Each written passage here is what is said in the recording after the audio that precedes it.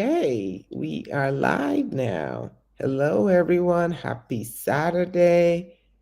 Happy Saturday to everyone. We are here. We're going live and encourage everyone to invite your friends and people that would like to participate. We're going live today on Facebook, Instagram, YouTube, and TikTok. And so if you see me on YouTube, say hello. If you see me, if you're viewing this from TikTok, say hello. And if you are on Facebook, you are welcome here. You are welcome. You're welcome. You're welcome. Happy Saturday once again. Yes, and today is day number 10 on this lecture that we've been participating in together, experiencing together, presenting the personality types, the personality disorders from a compassionate lens, from a holistic lens, seeing exactly why people do what they do. So hello.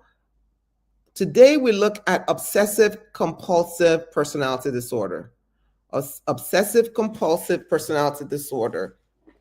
It is when you find people, or even maybe you're this way, you find people who only feel steady, they only feel safe when things are just perfect. They feel steady, they feel safe when everything is in order. They feel safe when every task has been completed.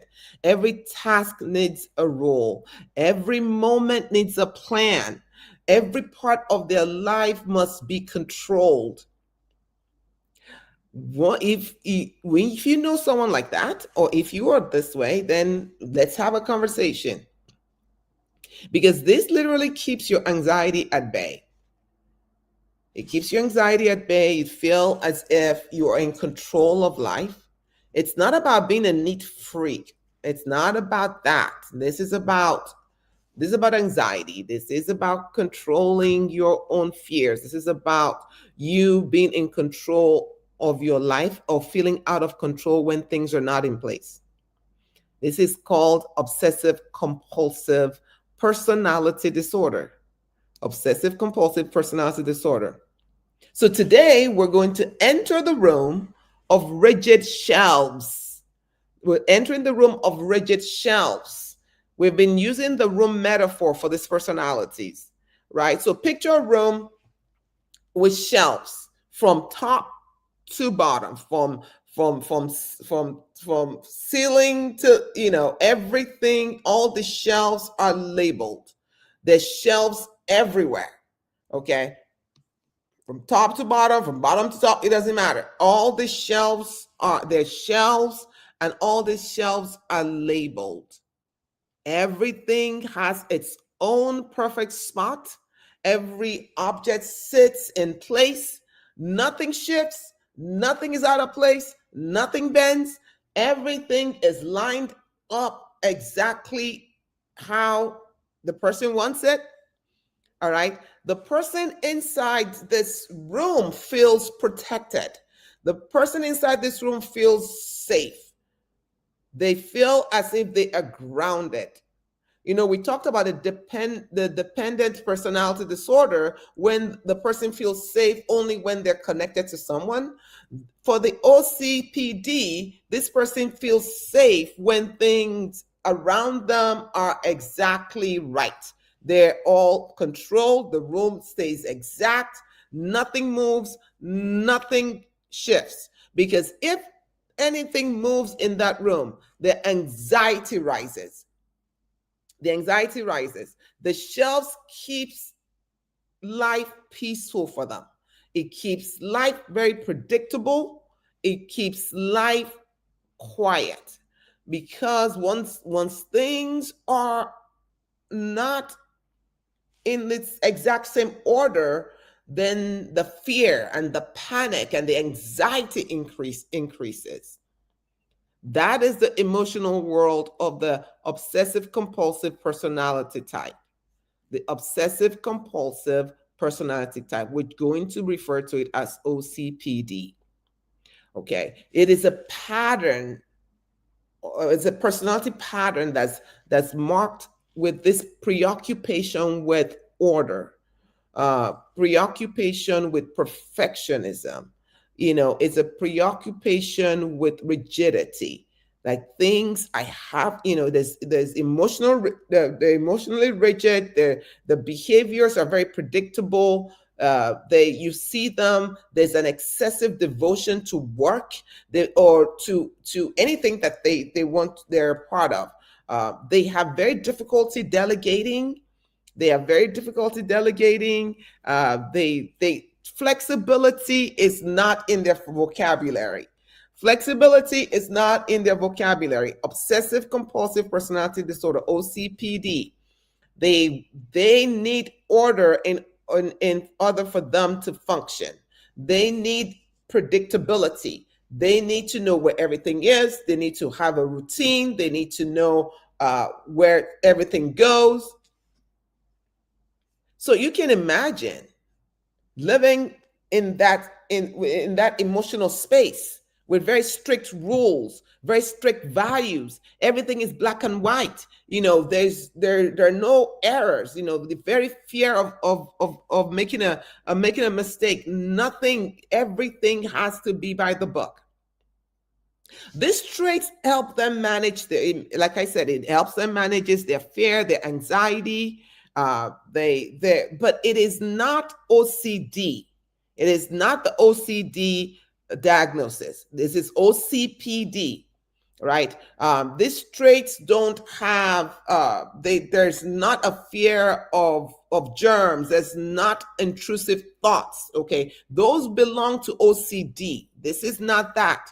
OCD involves unwanted thoughts, unwanted rituals. This is not what this is.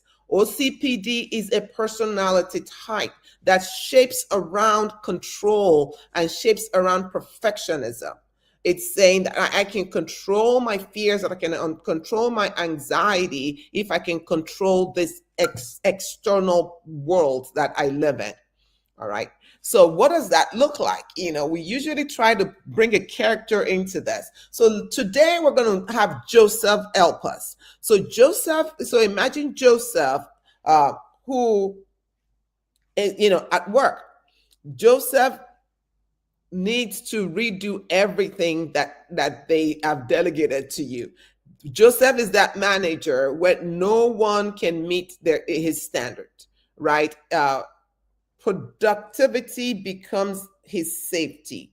He's going to work, all through the night. He's going to have you do something, but he's going to micromanage. Is going to look over it. Is going to end up doing it himself because it needs it to be perfect.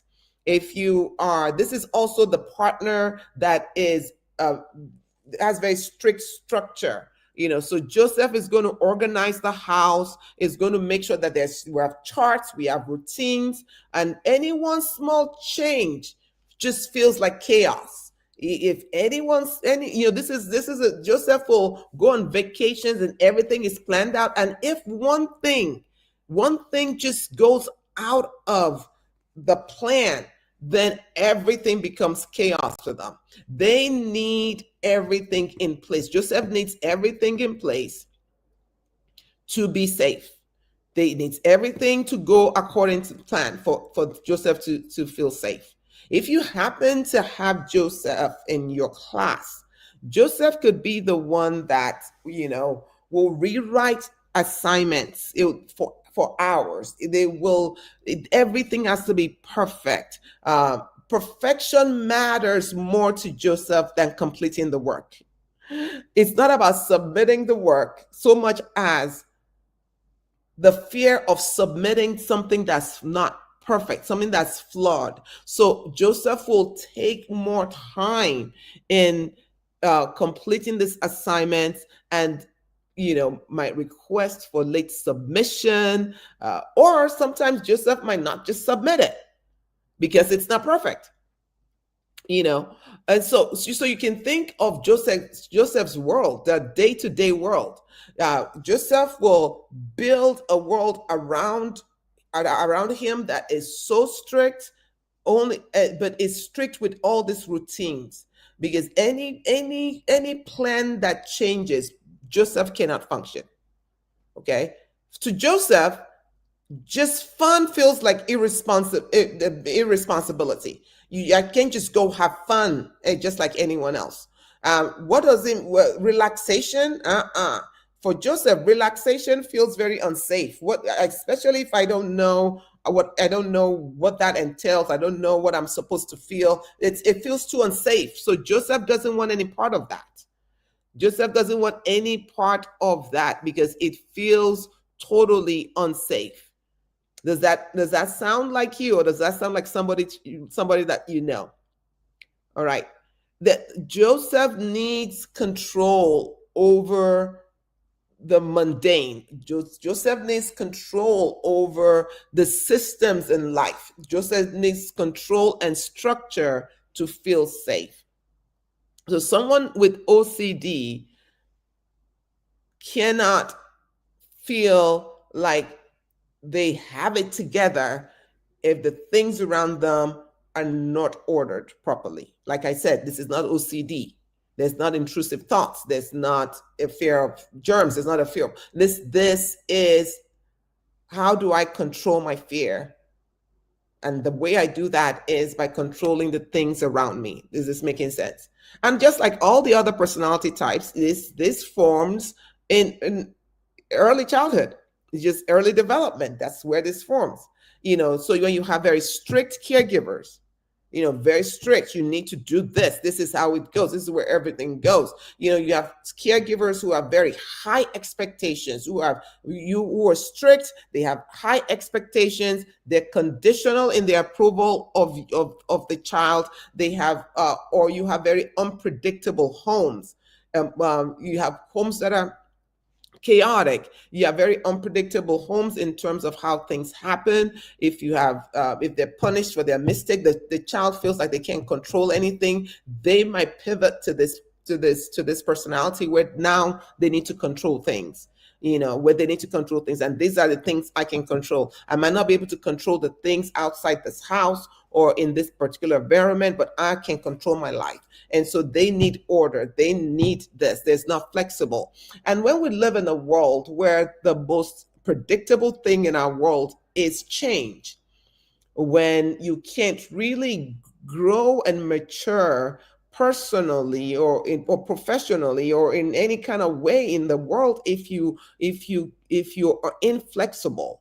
So part of healing is this ability to be flexible, psychological flexibility, emotional adaptability. These are concepts that we need to learn and can be learned. So when you think of the OCPD or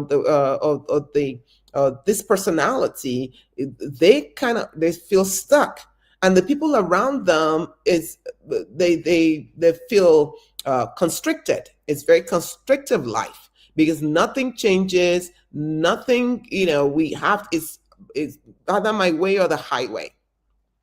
So this child growing up is going to learn that if I do everything right, then I'm going to be okay. Or this child is going to learn that, well, this family is too chaotic. I'm going to need to control something. This child learns that there's safety in perfection. This child learns that there's safety in control. This child learns that I can control my fear or avoid my fear if I can control some things in my life. So the shelf becomes a lifelong strategy. This room with shelves is now a lifelong strategy. They've been practicing this for a long time. This is the way that they survive this world. This world is so scary to them. This world is so chaotic that I need to control everything else that I have, I can have control over. So here are some of the myths, because we talk about myths and facts. One myth is, this person has OCD. This person has OCD. Well, No, like I've said earlier, this is not OCD. OCD is about intrusive thoughts, all right, and rituals. That's what OCD is about. OCPD is a personality type, a personality pattern that's based on control and perfection. So this is how I control the things around me. Myth number two that we want to take a look at. Myth number two is, oh, they want to control others. That's why everything has to be their way or the highway. No, they're not trying to control you. They're trying to control their own anxiety. It's about their own anxiety. It's about their own fear. It is about the way they show up in their world. So I'm not trying to control you. I'm trying to control my own anxiety. Oh, these people are so stubborn. They're so stubborn. They're so rigid. But remember, like I said, the rigidity protects them. OCPD, rigidity protects them from their own fear, from the fear of making mistakes. So that's why they're rigid. They're not rigid because they want they don't want to get along with you. They're rigid because that's the only way they know to control their own life, to stop being so anxious, to stop being so fearful. So they will stay rigid. And once you take that away from them, they feel very unbalanced. There's no foundation, like they're going to fall apart. So when you think of in terms of that being the center of gravity, that is their life. This is what they hold on to. And when you take that away from them, it becomes quite unsafe and very fearful to them. Myth number two, they cannot relax. It's difficult for them to relax. And that's because relaxation feels unsafe, because it disrupts the pattern. It disrupts the structure. Relaxation feels unsafe for OCPD, obsessive compulsive personality disorder. For those who are just joining us, they don't feel safe when they relax. It's not part. It's not been built into their own structure. So they feel like, I'm fine the way I am. They work 80-hour weeks if they can. Myth number five, they cannot change. And I've always said, for all the personality types, yes, they can. With insight, with therapy, you can soften the shelves, this rigidity. You can gain some psychological flexibility, some emotional adaptability. You can understand, gain some insight that things are not always black and white, that I can actually move a little bit and things will be okay, that I'm not going to fall apart if I don't do all these 10 things I'm supposed to do every day. That is learned. That can be learned. OCPD, if you allow it, it will shape your life, because it's been shaping it since you were a child. So at work, the OCPD will overwork. The obsessive compulsive personality will overwork because they are afraid to delegate. Because if they delegate, well, guess what? You're not going to do it their own way. You're not going to do it properly. So they will redo the task, which makes them lose time. So they will constantly try to do the work for them. And if they happen to be your boss, oh my gosh, it just looks like they can be they can be a tyrant because of the expectations that is just overwhelming. And if you have them in relationship, they will impose all kinds of rules and on routines with their partner. Their partners will feel very restricted. You're going to feel restricted. You're going to feel very constricted by the things they can do and the things they cannot do. And when we do stuff, and when we put this, and when we go on vacation, and nothing is spontaneous. Spontaneity is is their greatest fear, because it keeps them out of control of the situation. So if you are that partner who wants to be very spontaneous in the way that you act, and you're married to somebody or you're with somebody with OCPD, you're literally feeding their fear. You're feeding their fear. So the sense of self-worth is attached to their achievement, to what they can do, to their productivity. That's how they get their own identity. But then we all make mistakes in life. There's failures that happen in people's lives. But with the person with OCPD, mistakes feel dangerous. It feels like the end of the world. It feels like things is the end of the world. Things are not going to make sense anymore. And that destabilizes them. There's always that quiet tension with the OC personality. There's always that quiet tension inside them that if anything moves, I'm going to collapse. And so they're always looking for ways to improve their rigidity, to improve their structure. What can I do to make sure that this marriage doesn't fall apart? What can I do to make sure that this doesn't fall apart, or my children turn out okay? So they do to-do lists very well. Their homes, everything, their drawers, everything is in order. Everything is in order. This is a person that says we have an appointment tomorrow at 8:30 p.m. All right. So you need to be in the car by 8:30. You need to be in the car by 8 o'clock so we can get there. It's going to take 30 minutes. They already factored all of that in. If they start driving and there is an accident or something happens that is outside of their control, they will not be able to bear that. They may start crying. They become very anxious. It's the end of the world. They're not able to pivot to, okay, what can I do? Can I take another exit? Can I call? Can I say no? It's everything is over. It's a catastrophe that has happened to me. And so this is their inner world. This is what they're trying to prevent all the time. They're trying to prevent themselves from being so anxious, from being so fearful, for breaking down so much. And so they continue like this. People continue like this for the rest of their lives. But there's healing and there's treatment, like I always say, for all of this disorder. Well, I've been trying to look at this, present this disorders from a very compassionate prism, just so we know that they're not doing this to hurt you. They're doing this to protect themselves. And so healing will ask to focus on flexibility, on emotional awareness, on balance. And it is possible. It is possible to take a rigid thinking and make it a little bit more pliable and a bit more flexible. There's different therapies out there. The goal is not to remove your structure. The goal is the freedom to be able to go inside that structure and be flexible inside that. So I'm not going to remove the structure, but can I be flexible with the structure?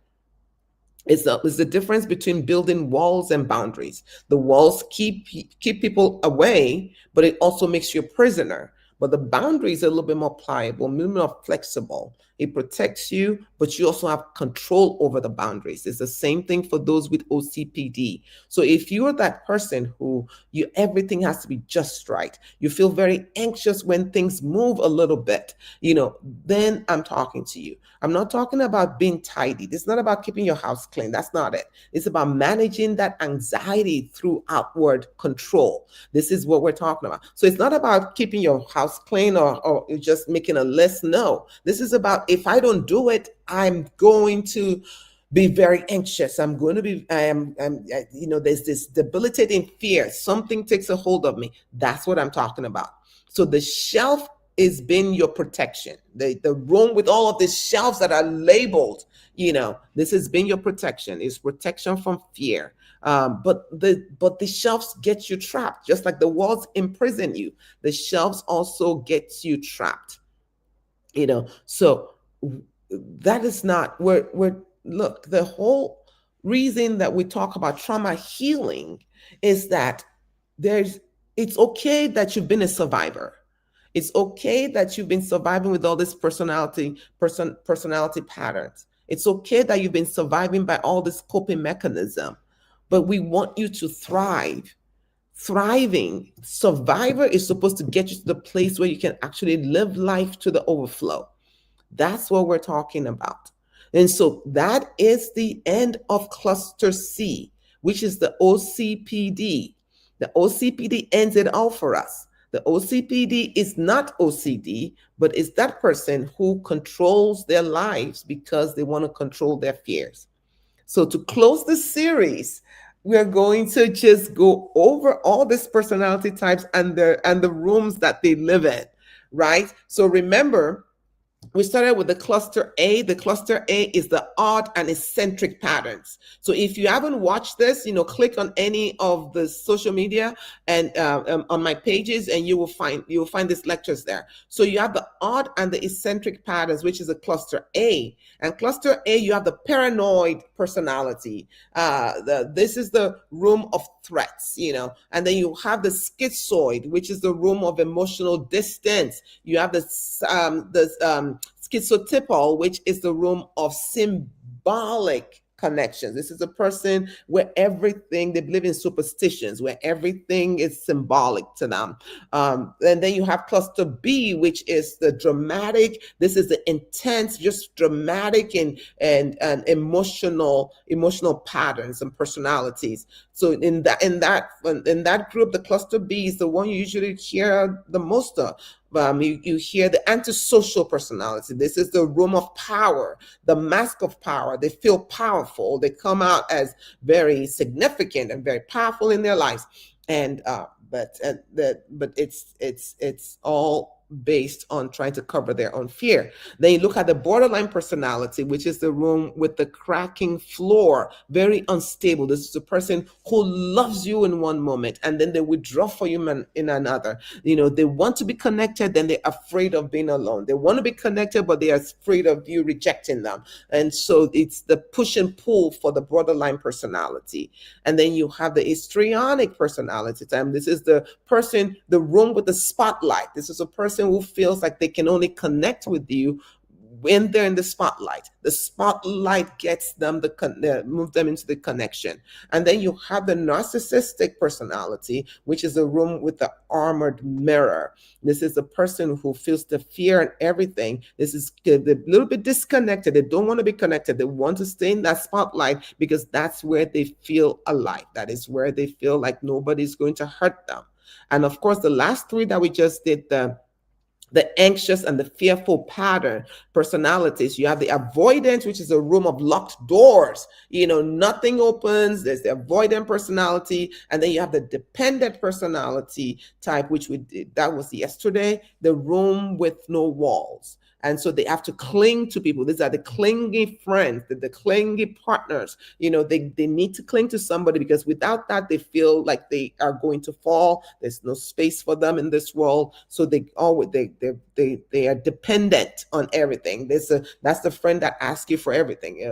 Is this good? Is this bad? They call you 20 times a day. And then today we ended it up with the room of the rigid shelves. Okay, the room of the rigid shelf. This is a person who wants to keep their life in order by creating order in their lives. All right. So they have a task for the task. They have a list for the list. It's everything has to be controlled. Now, this personality disorders are not character flaws, people. They're not character flaws. So that's important. And that's what I want to leave with all of you. They're not character flaws. They're not just this wicked people or this immoral people or this people. They are emotional survival systems that have shaped them, that have been shaped by experiences. They've been shaped by their fear. They've been shaped by just adapting. All right. And a lot of it can be traced back to the developmental stages. It can be traced back to traumas in early life. It can be traced back to caregivers who are controlling, caregivers who were abusive, or caregivers who just didn't show up as parents. So when we look at all this, at the 10 personality types, we're not looking at people who are trying to disrupt your life, or they're trying to ruin your life. These are people who are trying to survive. And like I said, it's not just about surviving. You've survived. Now, can you flourish? Can you thrive? Can you be the best of yourself? Can you be a little bit better? Can you move from a survival mode to a wusa mode, where you actually thrive? So instead of protecting yourself, instead of living in a world where you think everything is malignant, can I look at people as being more benign than they are malignant? And for all of you who have not sent us, or you have not indicated that you want to join the healing circle, make sure you DM, or you put in this chat and say join healing, join healing. So that is important. So because we're going to have a healing, PD healing workshop. Is not therapy. It's a coaching time where we're going to talk about what can you do if you're living with somebody with a personality disorder. It is not easy to live with somebody with personality disorders. We're also going to look at why are you attracted to people who are going to enhance or collude with your personality disorder. And so you are going to join organizations that are going to tell you what to do. If you're that dependent person, you understand, you're going to be in places where you know, that require very rigid structure if you are the OCPD type. So the personality you are sometimes determines where you find yourself in your world. And some of the times it can be a little bit stifling. And for those of you who are living with people with PD, you need your own boundaries. Like I keep saying in every single one of this lectures, like the one thing you should know, that your love is not enough. You cannot love them out of their personality disorder. This person has to determine, they have to have the fortitude, or they have that insight that they can change and things can be better. And look, if it's not a look, the disorder is a disorder. It means that things are out of balance. And so it means that you're not able to flourish in your world because you are kept at bay by your fears, your anxiety, your insecurities. And so if you're interested in working in at least getting some coaching around this, make sure you sign up for this. Join healing. And I'll see you next time. And let me also know what you want me to talk about, what you would like me for me to talk about in our next series of lectures. What would you like for me to talk about? Until then, have a happy rest of your Saturday, and I'll see you later. Bye-bye.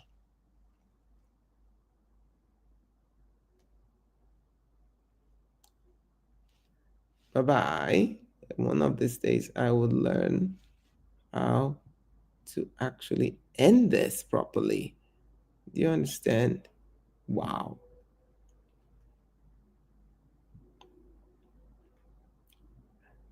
And trust me, I am trying to end it.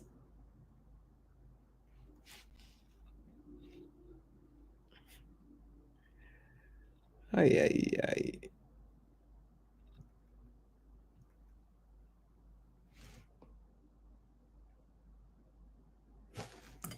Okay. What does it say? Oh, no, that's not what we do. Okay, there we go. Thank you. And I'll see you next time.